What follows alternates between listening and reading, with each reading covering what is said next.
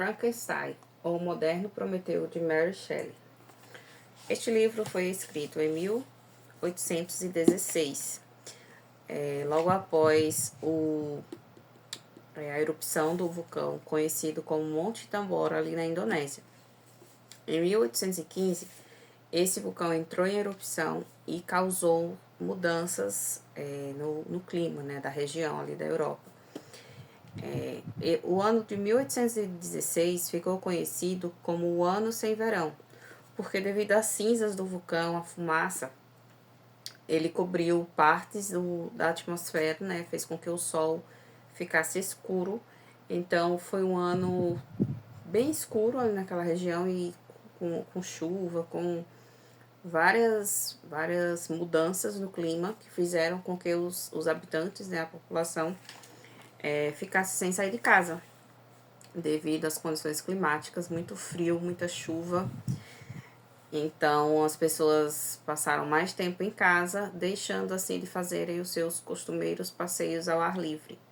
E é exatamente isso que acontece com o casal Percy e Mary Shelley. Em 1816, eles viajam para a Suíça, se mudam para a Suíça e passam a ser vizinhos de Lord Byron, que era um aristocrata, né, também poeta, escritor. E ele, durante uma época do ano, eles se reúnem e decidem passar essa temporada juntos num casarão, né? E ali o Lord Byron, junto com o Percy, a Mary e um outro amigo deles, que era um médico, o John Polidori, eles têm a ideia de escreverem contos sobre fantasmas. Eles passaram vários dias, semanas, lendo histórias de fantasmas. E depois que eles terminam de ler essas histórias, né, eles falam, a gente já leu tudo que tinha para ler sobre fantasmas, agora está na hora da gente criar as nossas próprias histórias. Cada um dos 4 ia criar suas próprias histórias. E ali, assim começam, né? Cada um começa a escrever, colocar suas ideias no papel. O Lord Byron é um dos primeiros a conseguir, né, transcrever as suas ideias para o papel. Porém, a Mary Shelley fica, assim, com um certo bloqueio. Ela não consegue, de início, escrever. E aí ela relata aqui nesse livro, na introdução, ela relata que certo dia ela não disse que estava dormindo. Ela disse que teve um sonho meio que de olhos abertos, sem dormir, de uma criatura, né? Um homem manipulando a química, um estudante de alquimia, das ciências ocultas, manipulando uma criatura. E essa criatura recebia choques e levantava, né? Tipo, ela recebia a vida depois dos choques. E aí ela decide colocar isso no papel. Dali cria-se o enredo de Frankenstein. E ali ela começa a escrever a história dela. Este livro foi publicado pela primeira vez em 1818. Tá aqui, ó. Inclusive, essa edição aqui é a primeira versão, que é a de 1818. Logo de início, a primeira vez, ele foi publicado de forma anônima, porque naquele tempo as mulheres não eram tão aceitas assim na literatura, né? A literatura era mais uma coisa de homem. Então, ele é publicado de forma anônima, depois fica ali repercutindo na sociedade europeia de que foi o marido da Mary Shelley que tinha escrevido essa história. Mas, em 1826, sai a segunda edição, já com o nome da Mary Shelley. Ela consegue registrar o livro como de sua autoria.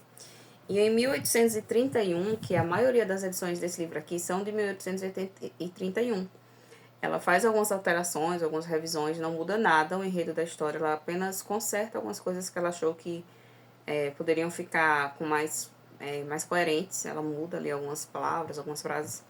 Sai a edição definitiva, já revisada, que é a terceira, de 1831.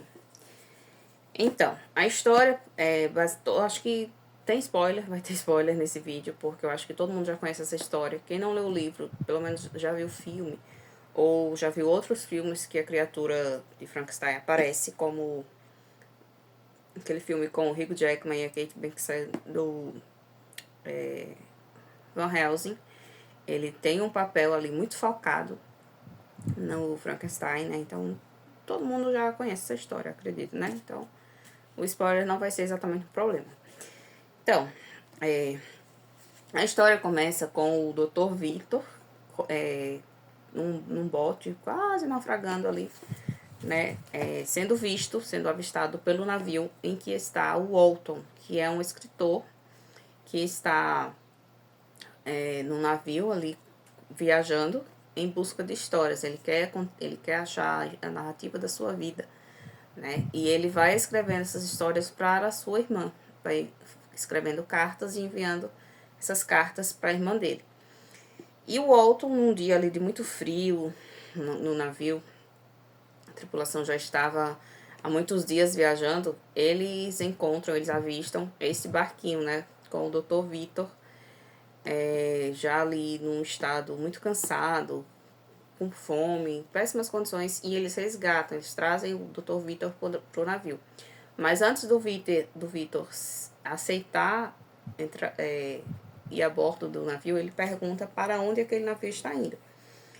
Porque a resposta mudaria tudo, né? E ali ele começa a fazer os relatos. Ele é resgatado e ele começa a contar a sua história. Vou resumir um pouco aqui, senão fica muito longo. Ele começa a contar a história pro Walton. Então ali já muda de narrador, né? E ali ele começa a contar o que ele estava fazendo, né, naquelas condições, naquele frio, com o lago congelado. E ele começa a contar. O Dr. Victor, ele fala ali um pouco da infância, ele conta uma parte sobre a educação dele, que foi uma educação clássica, muito centrada na natureza, né? Então, o pai dele foi educado pelo pai, majoritariamente, né? Ele e os irmãos dele, e junto com um amigo, Clerval, que é muito amigo dele, junto com a Elizabeth, que é uma órfã que a família dele adota, e é uma das órfãs, porque também tem outra, a Justine.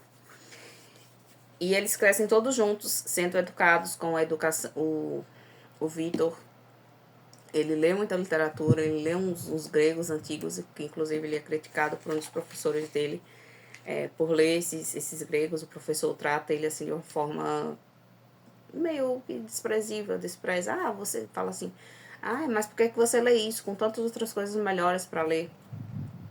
Mas ele continua lendo, porque depois um outro professor vem e dá uma força para ele e fala, isso daí é muito bom, você pode ler assim mesmo e tal. Então ele lê muito, ele cresce assim com um vasto conhecimento de literatura, lê de tudo, com interesse desde muito cedo, com interesse para alquimia, para ciências, para a parte de anatomia. Então isso daí tem uma grande influência no que ele vem a se tornar. Ele gostava muito de observar os animais. Então, tudo isso permeia ali o imaginário do Victor e faz com que ele se torne um cientista, né? Então, é muito interessante essa parte da educação dele, tá? Muito, muito rica também, né? E ele decide ir para viajar. Ele viaja para... esqueci o nome agora. Mas ele viaja para Ingolstadt, né? Que é um outro lugar na Suíça, para estudar. Seria uma espécie de faculdade, um curso, uma faculdade mesmo aqui que eles descrevem. Ele e o amigo dele, o Clerval. Chega lá, ele decide se aprofundar, ele quer dar vida a algo, né? Aqui a gente vê uma relação clara com o Gênesis, né? Quando ali a criação, quando Deus cria Adão, tem toda ali uma relação disso, né? Você percebe que a Mary Shelley conhece muito a história do Gênesis, porque tem muita relação. Então, muita verossimilhança ali com a história do Gênesis, da criação.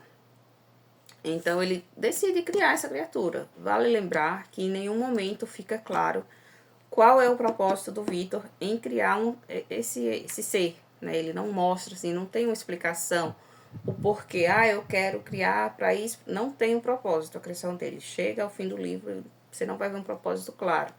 Ele simplesmente decide criar, talvez por curiosidade, talvez pela sensação de poder que isso vai trazer. Ele quer se sentir poderoso, ele não explica, que você vai ter que, né, descobrir sozinho.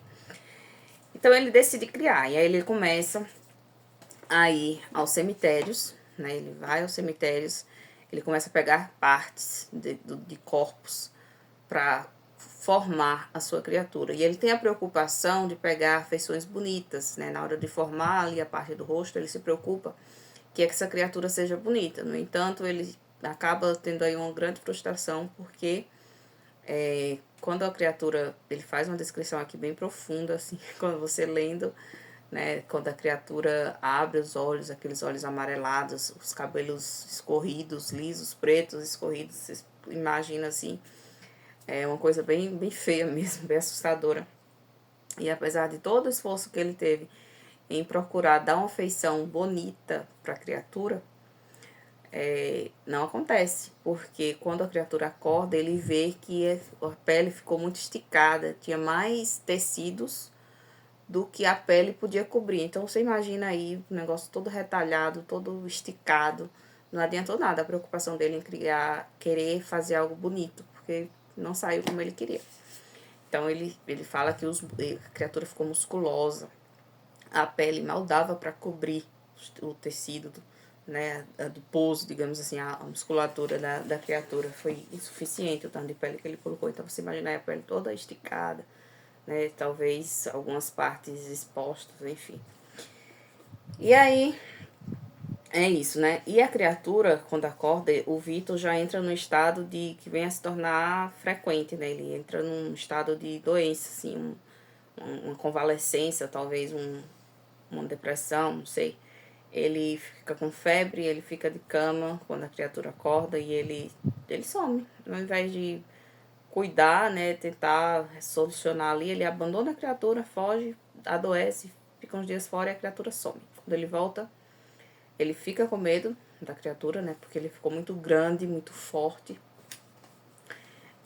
A criatura não está mais lá no consultório dele, né, no consultório. E aí, assim, depois a criatura vai percorrer ali cidades, lugares, montanhas, ele vai se refugiar na floresta. Esse livro tem muita descrição do romantismo, né? Que é essa descrição da floresta, do campo, da vida na natureza. E ele encontra uma família, né? O monstro encontra uma família de franceses, né? Ali numa certa parte afastado da cidade. E ele vem a observar essa família durante semanas. A família é composta do pai, um senhor já idoso e cego, o filho e a filha, né? 3 pessoas que moravam numa cabaninha ali muito humilde, passavam muitas necessidades, porque era uma família que tinha perdido tudo, então eles viviam assim com uma situação bem precária, comiam apenas o que o rapaz conseguia plantar. A cabana é bem simplesinha e tudo, e eles trabalham muito. Então o Vitor o monstro se compadece dessa família, corta lenha para eles, mas em nenhum momento ele se apresenta para a família, porque ele tem noção da aparência dele, que ele é assustador e tudo, e ele sabe que ele vai assustar. Então ele fica de longe, né? Fica observando por uma frestinha, ele fica observando a família. E nessa cabana ele tem acesso a alguns livros, né? Então ele vai vendo a forma que eles se comunicam. Então ele aprende a falar, primeiramente, a voz dele é uma voz muito gutural, muito estranha. Mas conforme os dias vão passando, ele vai aprendendo a falar, ele vai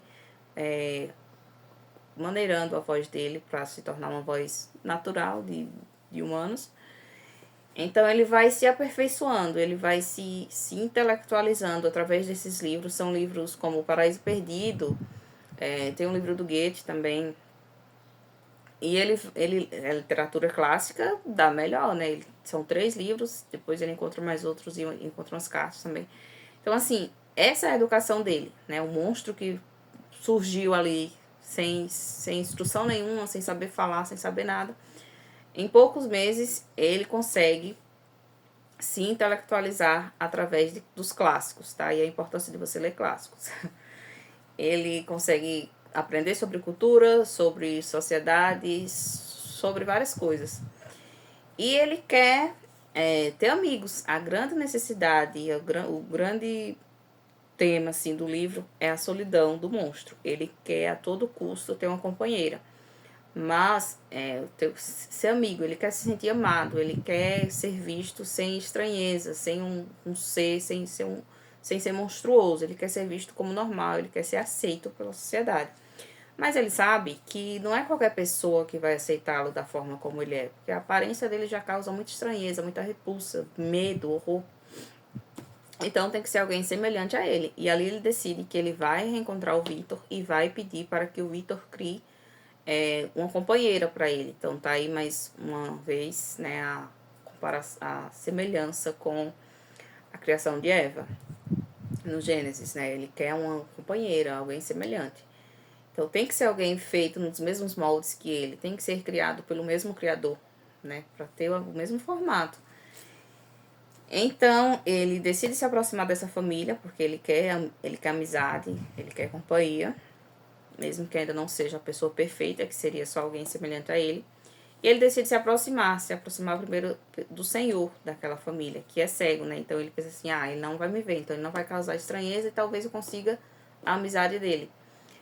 E ele tenta, e assim ele faz. Ele espera um momento em que os filhos do senhor saem, e ele se aproxima e se apresenta, consegue conversar e tudo tá indo tudo bem.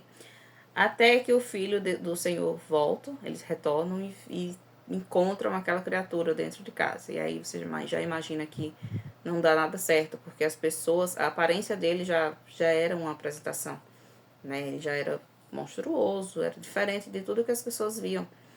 Então, o filho nem espera que ele fale nada, né? Ele já vai atacando, já vai batendo e ele some ali. Ele sabe que é impossível ser amigo daquela família.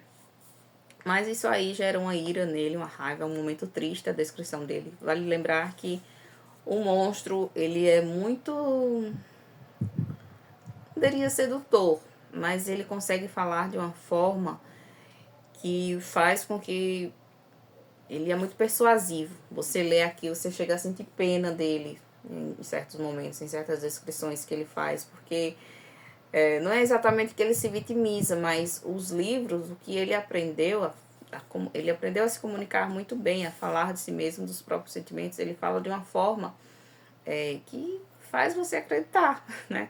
Só que logo ele revela a sua verdadeira natureza, né? Aqui tem até você vê que aqui tem aquela velha premissa de Rousseau, né? Que o homem nasce bom, mas a sociedade o corrompe. Influência total aqui da Mary Shelley por Rousseau, né? Que é esse pensamento russoniano de que você é bonzinho, mas a sociedade que te corrompe.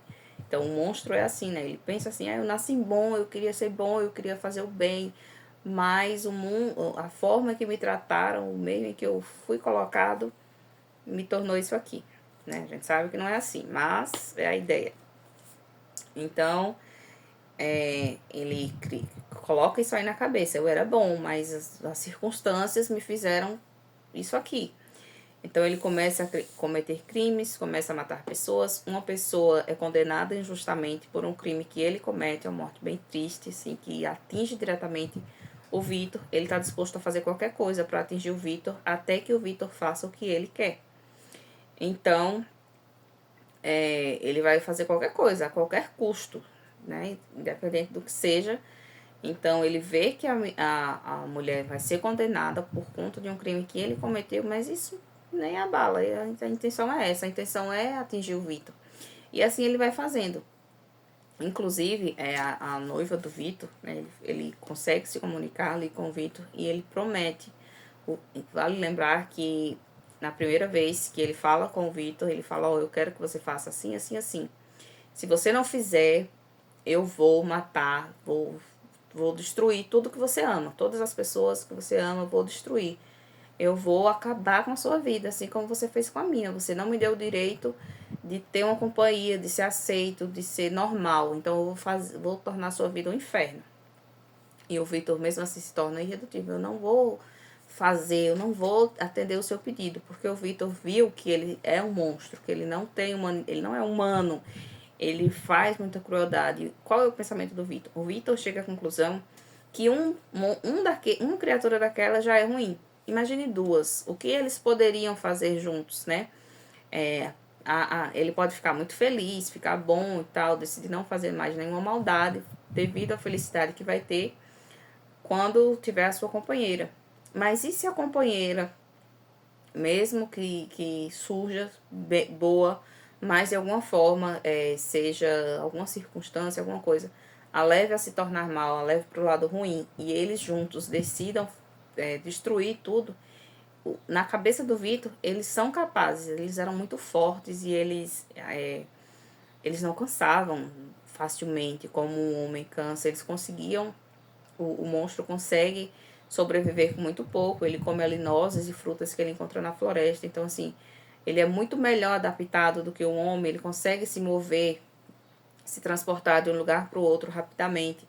Então, assim, na cabeça do Vitor, ele pensa, se um desse aqui já é ruim, imagine dois, o que eles serão capazes de fazer? Eles vão destruir a humanidade. E o monstro argumenta ali que eu não vou ficar perto de você, você nunca mais vai ver nós dois, eu vou me mudar para América do Sul, e você nunca não vai precisar conviver com a gente, nem nada, nós vamos viver na natureza, longe da sociedade, nós somos adaptáveis, conseguimos viver com muito pouco, não vamos precisar, assim, ele quer dizer, nós não vamos precisar trabalhar, ninguém vai precisar nos ver, a gente vai viver isolado numa caverna, numa montanha. Mas o Victor sabe que qualquer coisa pode fazer com que essa decisão seja contestada e que mude, né? Então ele fala, não, de jeito nenhum que eu vou criar um companheiro para você. Vocês dois juntos vão ser imbatíveis, vocês vão poder destruir o que vocês quiserem. E o monstro continua falando, se você não fizer, eu vou te destruir. Então, assim, depois o Victor viaja, enrola ele ali por um tempo, fala, eu vou viajar, mas eu vou fazer lá nessa viagem, vou criar a sua amada, né? E ele é seguido, ele decide viajar para outro lugar da Europa, para França, e o monstro segue ele. Quando ele chega lá, ele começa a perceber que o monstro está sendo observado, e só pode ser o dito cujo, né? Então, e é isso, ele não cria, então, mais um grande spoiler aqui, ele não faz a companheira, ele fala, eu não vou fazer, né? Ele começa ali a fazer um protótipo da companheira, volta a pegar aquelas partes em cemitérios e tal, volta a adoecer, porque toda vez que ele ficava assim com muito medo, ele volta a ter aquelas crises e chega a ser preso em um certo momento aqui, quando a criatura mata uma pessoa próxima a ele. Ele adoece novamente, chega a ser acusado de ser o assassino dessa pessoa, chega a ser preso, depois é solto porque o médico, a pessoa lá que prende ele, acha que ele tá doente, que ele não tá falando coisa com coisa, que aquilo tudo é coisa da cabeça dele e não acredita quando ele tenta falar do assassino e tal.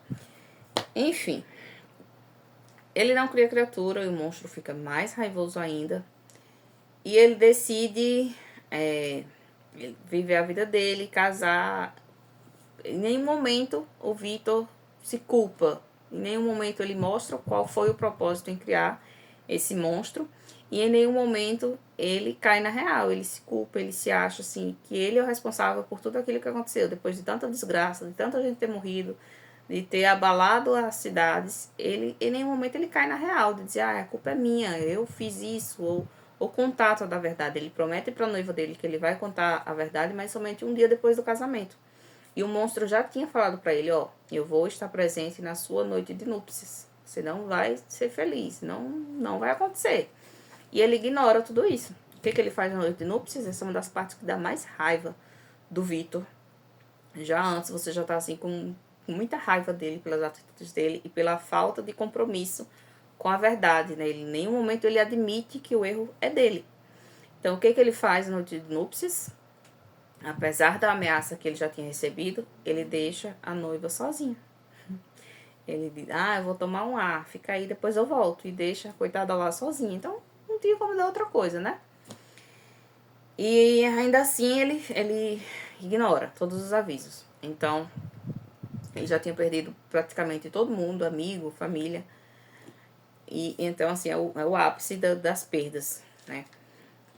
E aí ele continua. Depois ele decide que ele vai matar a criatura. A criatura some e ele decide que ele vai matar, vai destruir. Ninguém sabe como, porque a criatura era muito mais veloz do que ele, muito mais adaptada, muito mais forte, era capaz de matar ele assim, muito rápido. Mas ele decide que ele vai acabar com tudo aquilo, sem um plano exato, nem saber para onde a criatura vai, porque a criatura se desloca muito rápido, né? Então, ele decide que ele vai acabar com tudo aquilo. E é assim que começou a história, né? Com a perseguição. Mas ele já tá ali muito debilitado devido aos episódios de doença que ele teve. Ele não tem a mesma força, enfim. E acaba nisso aí, nessa perseguição. O monstro queria, a todo momento, queria esse encontro, porque ele não tem intenção de matar exatamente o Victor, porque ele sabia que o único que podia criar, ele não muda, ele não desiste da ideia de ter uma companheira. E ele sabe que o único que pode dar essa companheira para ele é o Victor.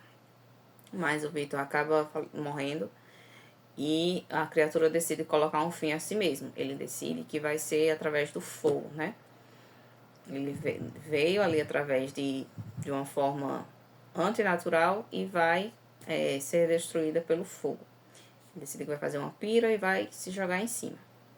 Esse é o fim da história.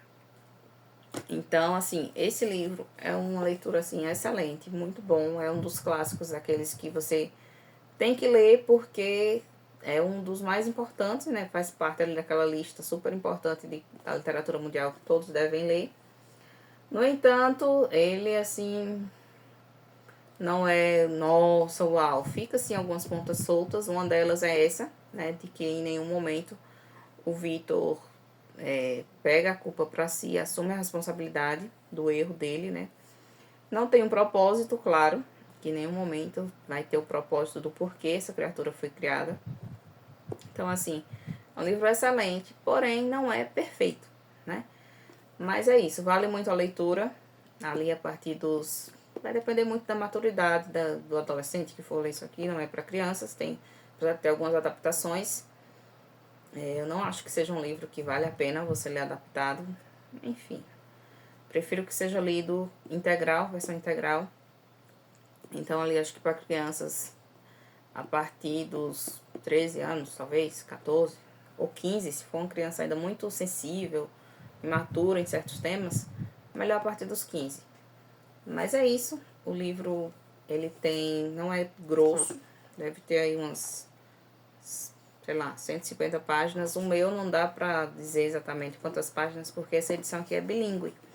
Então, aqui, um lado da página é inglês e um lado é português. Então, por isso que ele é grosso assim, mas na versão original, só o português, ele vai ter metade disso aqui. Então, é um livro curto.